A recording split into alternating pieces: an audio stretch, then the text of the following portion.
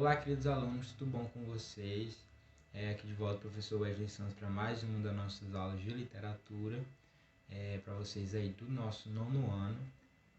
Essa semana a gente vai dar continuidade ao nosso conteúdo do gênero conto, né? Semana passada eu gravei também uma aula, deixei disponível aí na plataforma, introduzindo mais ou menos, conceituando aí o que seria esse gênero conto, quais as partes desse tipo de gênero, quais os elementos também que estão presentes em qualquer conto. E na aula de hoje a gente vai focar em uma das partes aí desse conteúdo, que seria identificar, saber diferenciar os tipos de conto. Como o nosso tempo é curto e a gente só vai ter 3 aulas esse mês, eu não vou poder me aprofundar um pouco mais nessa questão dos tipos de conto, que são muitos e muitos e muitos tipos de conto. Mas eu separei 3 tipos principais de conto para vocês que a gente vai estudar na aula de hoje. Então a gente vai logo para o slide para a gente começar a nossa aula. Só que antes de começar aí esses tipos de conto, a gente vai fazer uma breve correção da atividade que eu deixei lá na aula passada. Lembrando que é muito importante que vocês façam as atividades.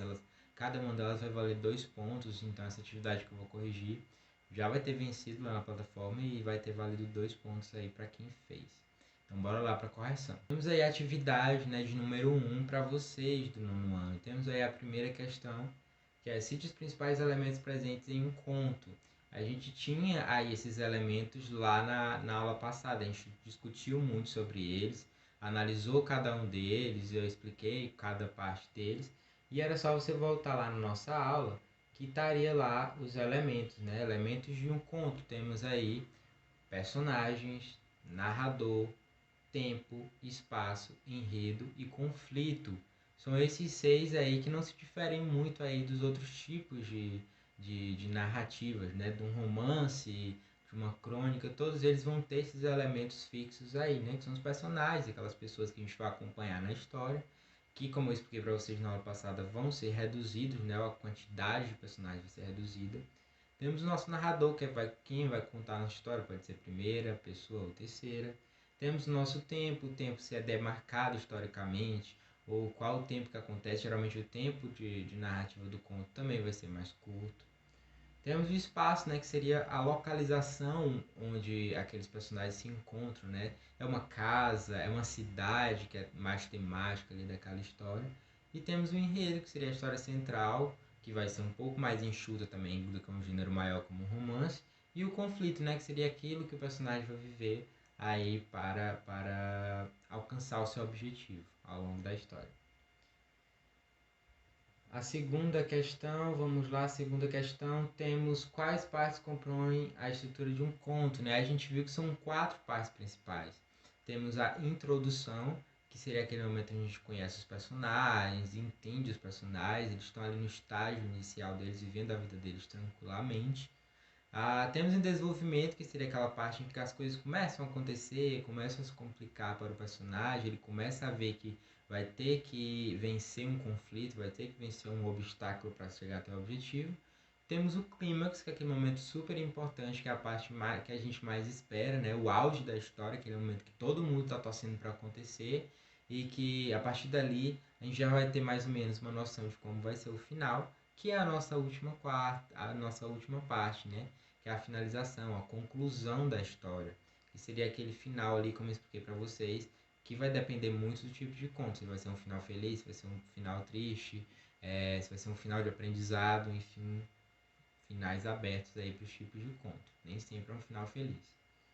E a terceira questão, conceito e clímax, uma das partes que estruturam um conto, eu acabei de falar aqui, né? O clímax seria aquele momento mais importante da história, que todo mundo estava esperando, que geralmente ocorre um embate entre o protagonista e o antagonista, ou nem isso, seja um momento de descoberta do personagem principal. Enfim, um momento importante aí para a história que precede aí o final. Então, feita a nossa correção da atividade, a gente vai passar para a segunda parte da nossa aula, que seria os tipos de conto, né? Como eu falei, o final vai depender muito dos tipos de conto, a percepção do narrador e a percepção dos personagens e até a percepção do próprio leitor também vai depender aí do tipo de conto, que é o que a gente vai estudar. Agora, voltando aqui um pouco esse slide. Vamos lá para os tipos. Vamos lá para os tipos de conto, né? Temos aí na tela, vocês estão vendo tipos de conto. Vamos começar, eu só separei 3, né? Para essa aula de hoje, que eu falei para vocês seriam apenas os contos mais básicos. O primeiro deles é o conto de fadas. Eu acredito que todo mundo já ouviu, já leu, já teve contato com uma história de contos de fadas, né? Aqueles contos curtinhos, como deve ser um conto, e que narram ali uma história muito maravilhosa, muito cheia de artifícios e seres sobrenaturais e com vilões, mocinhos, com lição no final. Então, ó, são narrativas curtas que possuem um elemento maravilhoso. O que seria esse elemento maravilhoso? Seria aquela questão de incluir elementos absurdos ali na história. Por exemplo, uma bruxa. Por exemplo, um porco, lobos que falam. O que mais? Uma garota que dorme por 100 anos depois é acordada por um beijo de um príncipe. Então são vários elementos que na nossa realidade não acontecem. E por isso são chamadas de elemento maravilhoso. Ou seja, algo mágico, algo sobrenatural, né? Algo que não é da nossa realidade. Não existem explicações para as intervenções sobrenaturais que ocorrem na narrativa.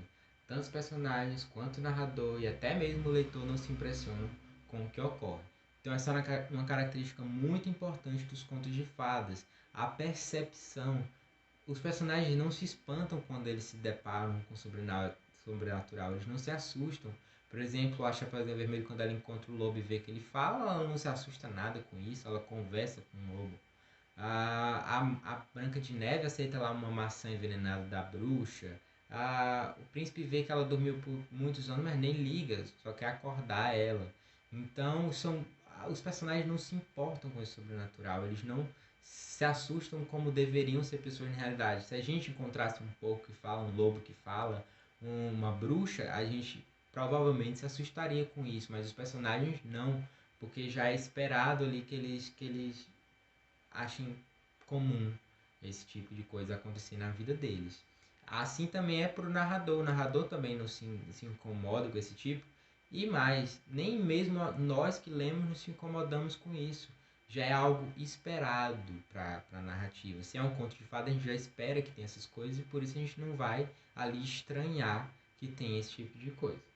Os personagens, lugares e tempos não são determinados historicamente, o que fica claro pelo início genérico de Era Uma Vez. Então não tem uma data certa aí em que os contos de fadas se passam. Até eu separei aqui, geralmente a gente entende que é num período medieval, né, um período antigo, mas nada muito aí específico.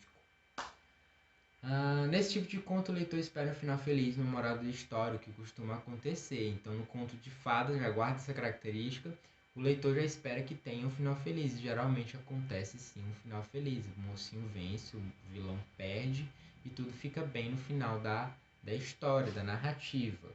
E tem a moral da história, né? Que seria aquele ensinamento final ali que todo mundo já conhece.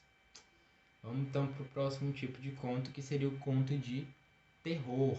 No conto de terror, a gente já vai ver que a percepção é muito diferente do conto de fadas, né?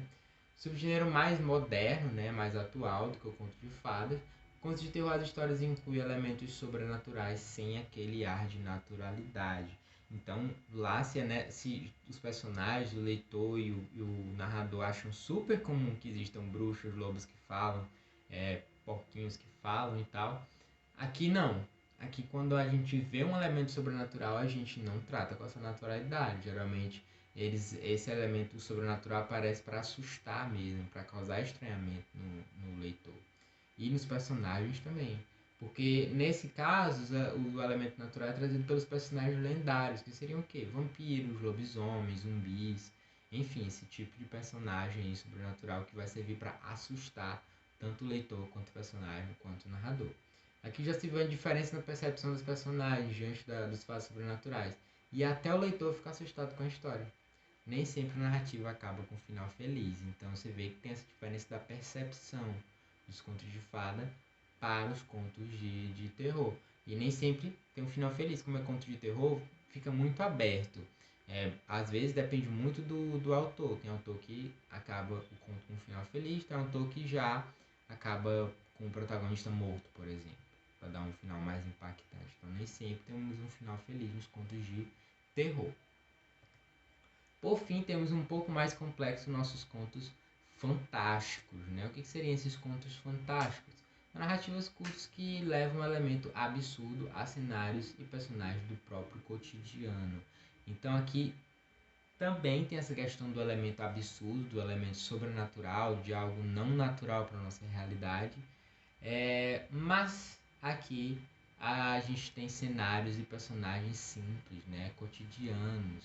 Então são pessoas normais, comuns, como eu, como você, que não tem nada de maravilhoso, não tem nada de heróico e que de repente estão vivendo ali sua vidinha comum e de repente acontece algo mágico, algo sobrenatural, algo absurdo na vida deles, né? São personagens comuns, levando vida comum até que algo absurdo acontece, algo que não poderia acontecer na nossa realidade. Aqui também tem a questão da percepção. É justamente a proximidade com a realidade do leitor que causa o maior estranhamento na história. O leitor busca uma explicação para o que ocorre. Será um sonho? Mas não fica com medo como acontece nos contos de terror. Então, mais uma vez, aqui a diferença está na percepção.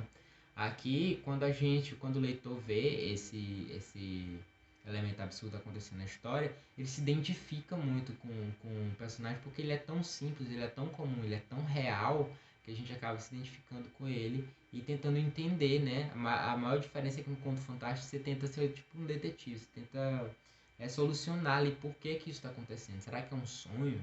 E também não tem a questão do medo, não tem a questão do horror, né? A gente está mais curioso em descobrir qual é ali o truque, né? O que está acontecendo de fato, e não fica com tanto medo como acontece lá nos contos de. Então, pessoal, a gente encerra a nossa aula por aqui. A gente viu os 3 tipos de conto. Assim que vocês verem essa aula, vão para a plataforma que já vai ter uma atividade disponível só sobre essa aula de hoje, valendo mais 2 pontos. É muito importante que vocês façam o último mês da gente, então, por favor, não fiquem de recuperação, fujam da recuperação. Então é isso, a gente se encontra na próxima semana ao vivaço, vai ter uma aula aí via Zoom. Espero encontrar todos vocês para a gente se despedir aí do nosso último encontro desse ano. Então, na próxima aula a gente vai ter correção e revisão aí do conteúdo, além de uma leiturinha básica aí de um conto para a gente se familiarizar com o gênero. Então, pessoal, foi um prazer mais uma vez, um beijo, até a próxima. Tchau.